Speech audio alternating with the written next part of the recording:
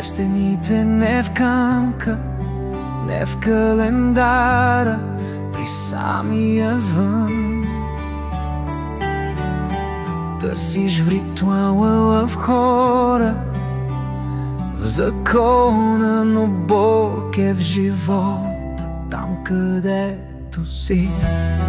Той седи с теб на кухненската маса, чува мълчанието ти, чува какво казваш. Във всеки дъх, във всеки поглед, божественото се връща. Бог живее в нас, в мен, в теб. Никое място на света не затваря вратата. Няма власт, няма ритуал, който да го държи. Той е животът, който живееш. Бог живее в нас, в мен, в теб. Любовта тече, ние сме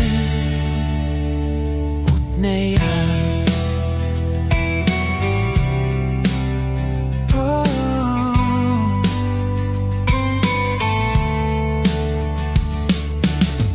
Мислеше, че живее само в катедралата, в алтара, но той е в смеха в детето, което беше там.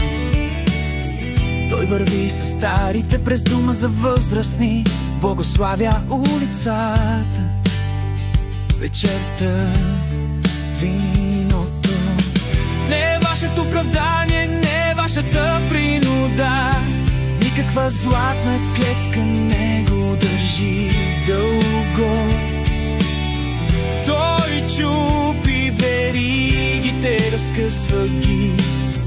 Бог е жив, свободен като вик. Бог живее